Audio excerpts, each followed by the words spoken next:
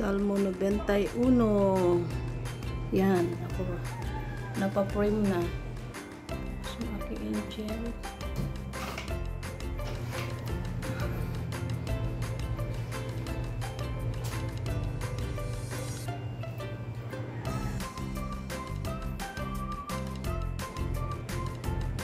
Diba? Ang ganda. Ang aking mga angel.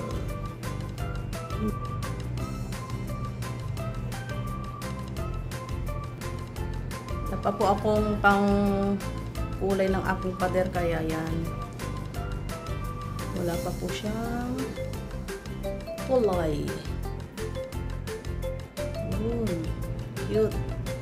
Maganda. Dito naman po tayo sa kabila. Ayan naman po ang aking kauna-unahang napaprame na cross stitch. Ang 8 horses. Diba ang ganda? Ang ganda po sa bahay ang mga cross stitch. Kahit yan lang po ang aking display sa bahay. Ayan. Ang ganda. Ito yung clock. Diyan ba nagbutas? Ayan po yung clock. Ang ganda. Ako pang gumawa niya. O, di po ba? O, yan naman po ang God Bless Our Home. Ako din pong gumawa niya. Ayan po siya. Mackenzie Pire. So, ayan na po guys, ang aking cross stitch. Lahatan na po yan. Ayan po siya. 2, 3, 4, 5, 6,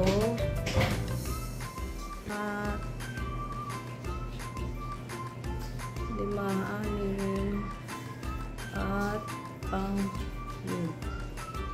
Salmo 91. Yan po ay awit ng pagtitiwala sa Diyos. Ang salita ng Diyos. Ayan, di ba bang cute? Ang ganda. Ayan naman, bagong linis. Nilinis ko pagka dating ko.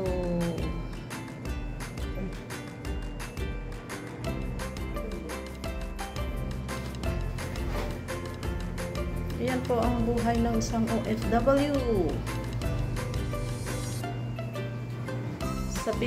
Sa Hong Kong, katulong. Pagdating sa Pilipinas, katulong pa rin. Diba? Nilinis pa rin.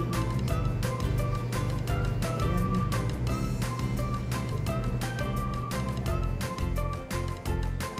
Ito talaga ang gustong-gusto ko. Pinaka-gustong-gusto ko.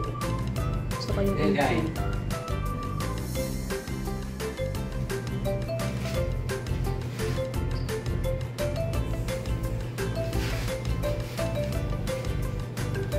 Gulo pa rin mo. Wala pa po yung pintura ng aking bahay, kaya pagpasensyahan nyo na po guys. Thank you po guys. Thank you for watching. See you in my next video.